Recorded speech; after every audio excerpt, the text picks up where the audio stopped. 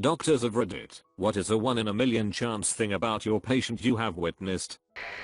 My father is an anesthetist. I remember his 1 in a million, way more rare actually, thing happened when I was like 13. He was knocking a patient out for the surgery, did the pre-op stuff. The woman's consultation earlier showed no flags for anything major.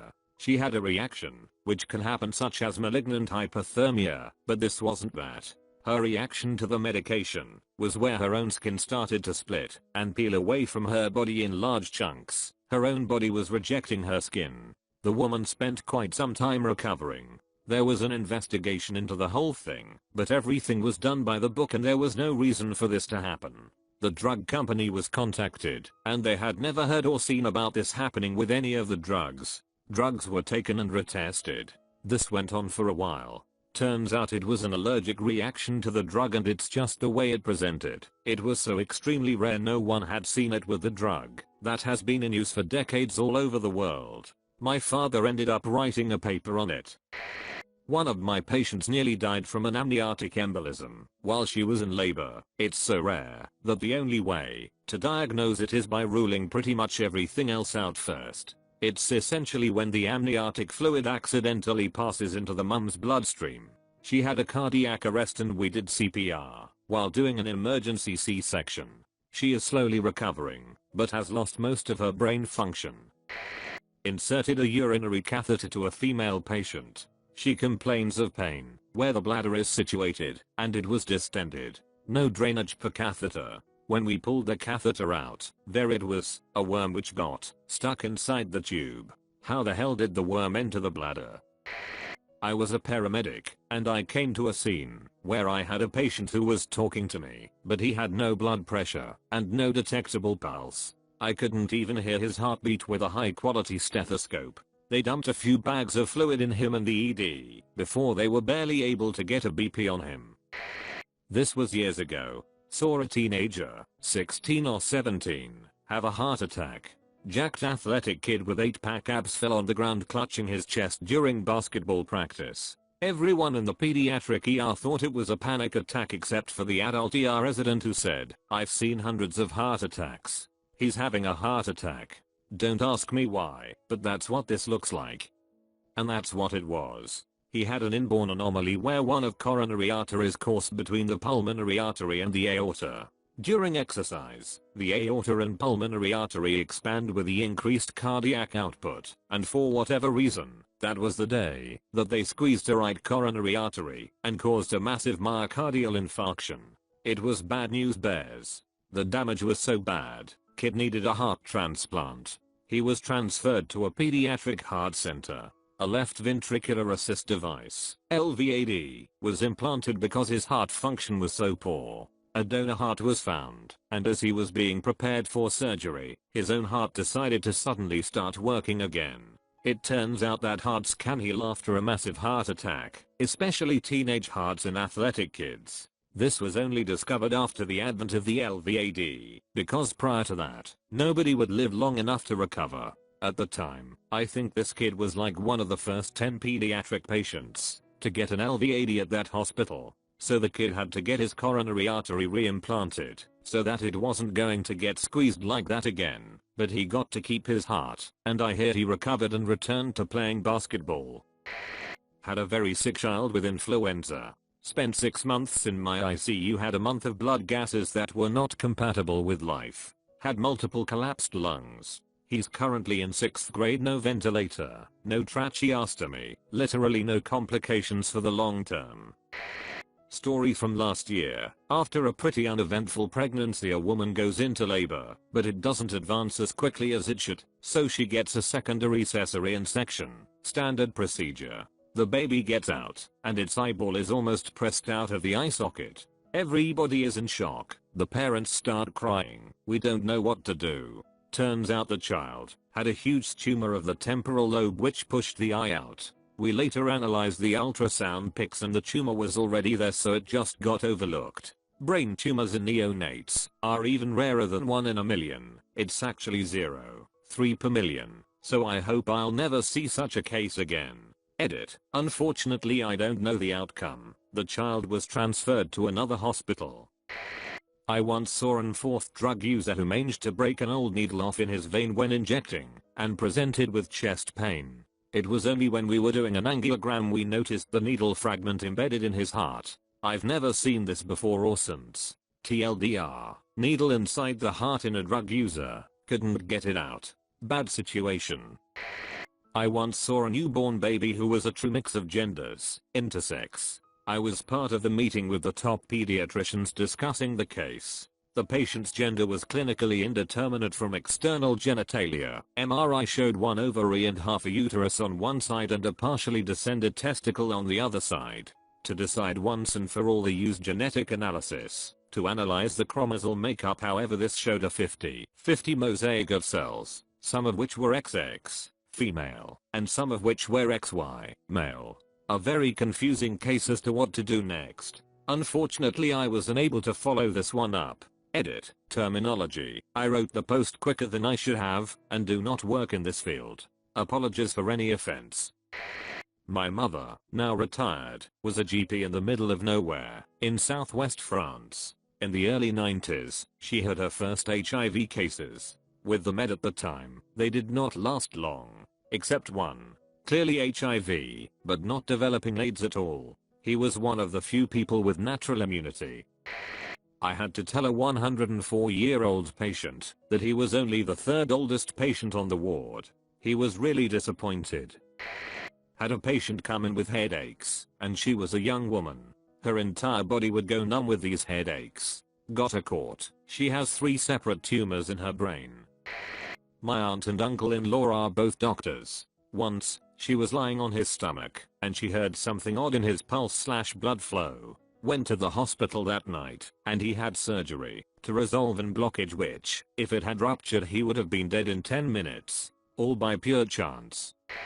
I'm not a doctor but an RN. Before I was an RN, I was a patient care technician in the emergency department. I often worked closely with a specific doctor. She had a habit of thinking that there was always more to symptoms than there were, so no one ever took her seriously when she went digging. She especially paid close attention to pediatric patients and ordered way more tests than any of the other ED physicians would have. There was a 12-year-old boy whose parents brought him in for suicidal and homicidal ideation. The child talked about how he hated himself, wanted to die, suddenly hated his parents and siblings and often thought of hurting them. He had no history before this of being mentally ill, and it happened very suddenly. Within a week his personality changed. His parents were absolutely certain that it was just him being a preteen, hormonal and unstable. All the things he described were typical of a depressed and mentally disturbed preteen, and none of us thought anything otherwise. We assumed he was suffering from mental illness. However, when the doctor spoke to him, he vaguely mentioned having frequent headaches and getting dizzy a lot. He and his parents also talked about how he had started complaining of nausea and would sometimes vomit for no apparent reason. She thought that he may have something organic and not just mental going on. She got a CT on his brain. I remember the nurses saying she was overreacting and that the kid should just have a psych consult and be hospitalized. I very distinctly remember people complaining about doing more work than necessary on this child, who was obviously just mentally disturbed. It turns out, the kid actually had an atypical teratoid rhabdoid tumor, ATRT, which is incredibly rare, less than 1% of childhood brain tumors. The tumor had been there long enough to spread to his frontal lobe. On further questioning, after he was diagnosed with the ATRT, the child had been complaining of dizziness, vomiting and headaches long before the personality changes, but it was attributed to him being overweight and having ADHD. It's honestly amazing that the child lived long enough with this tumor for it to spread so far, as it's such an aggressive tumor and generally, children don't live long with them, especially if they're growing at that rate. It's a rare brain tumor, and even more rare, that a patient lives long enough for it to spread and cause personality changes. I will never forget that a doctor always looked further into things than people thought necessary. If any other doctor had been on that day, the kid would have been referred to psych, hospitalized in a psych institute and dead in weeks without his parents knowing it was all due to a tumor, until after an autopsy. After a neuroconsult, he was shipped to Boston's Children for his brain surgery, one of the top places in the US for pediatric neurosurgeries, and he is alive to this day. He has to have therapies to help him learn how to live normally again. But if it weren't for that specific doctor being on, he'd be dead right now. Eventually, he will live a normal and long healthy life. That really taught me to respect a doctor's knowledge more, especially if it seems like their intentions are good. Trust the physicians you work with and trust that they are ordering those extra tests, not just to save their own, but because they want to save lives and are concerned about their patients. I would say I have seen 2 cases of this. The first one was a dude who got stabbed in the chest. He arrived at the ER and had the knife moving with his heartbeat, but he was actually stable, in pain but stable. We got him to the OR, and to my surprise the knife went into the heart, but was about 1 millimeter from going into the inner cavities, so he was saved by 1 millimeter from probably dying. X-ray. The second one was a young man who got shot in the back. He came in the ER with pain but very stable. He went to a CT scan, and the image was just incredible. It's not simple to explain without an image, or if you're not used to seeing CT scans, but the bullet went in through his back, missed the right kidney, liver, the spine, and ended between his aorta and cava. It was just the perfect trajectory to miss everything. 1 millimeter in every direction. Could have been fatal. I couldn't believe that, haha. This is a random image I found, and in red is the trajectory the bullet had. I'm a vet. It wasn't the patient so much as the owners. A dog was brought in because it was giving birth. The only thing was that it was male. The woman, late 30, was screaming that she sees the head. In reality those were his testicles. In the end I had to sit and explain to her about the birds and the bees. During my residency, I worked in a unit which did a lot of urology. We had a series of regular patients with urethral strictures, narrowing of the urinary passage, and they used to visit from time to time to get their strictures dilated. These veterans would eventually learn how to catheterize themselves. One of the patients, a young boy of 14 whose original injury had been a pelvic fracture in a road traffic accident, came to the ER on a Saturday in considerable discomfort. I was on call and asked him what happened. I passed this catheter in, and I can't get it out. What he was using wasn't really a conventional urinary catheter which has a balloon at the tip to keep it in place that can sometimes get stuck if the channel to deflate the balloon gets clogged. But that was not the problem here. He was using an infant feeding tube because the conventional catheters were too big for his narrow passage. The feeding tube is just a simple tube with no swellings and no mechanism to retain itself in the bladder, so I didn't really believe him. However, I found that he was right. I couldn't get the catheter out either. The catheter was fitting so snugly in the stricture that he couldn't pass urine and his bladder had filled up like a balloon about to burst. We took him to the OR and did a suprapubic cystostomy, basically made an opening into the bladder from the abdomen. This relieved the pressure in the bladder. Next we passed a scope down the SPC and found that the feeding tube that he had used as a catheter had gone into the bladder and got knotted around itself. Every time we tugged on it, the knot was getting tighter. We had to cut it off below the knot to get the rest of the catheter out. We got the knot out from the SPC.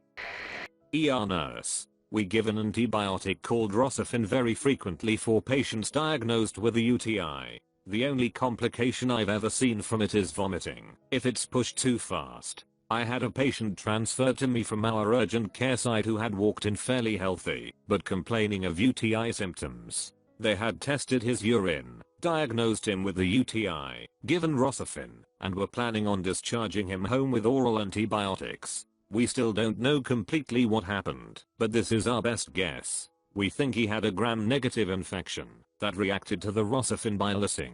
The bacteria essentially exploded and raced through his body, putting him into almost instant septic shock. He had to be intubated and put on blood pressure medications to keep his BP high enough to perfuse his organs. His temp went from 98.6 to 104 in under an hour. A central line was placed because we kept running out of IVs to give medications. He was transferred to an ICU. I have never before visited a patient of mine in the ICU, but because of his drastic decline, I had to see him and know how he was doing. I cleared it with the ICU charge and visited him 2 days later.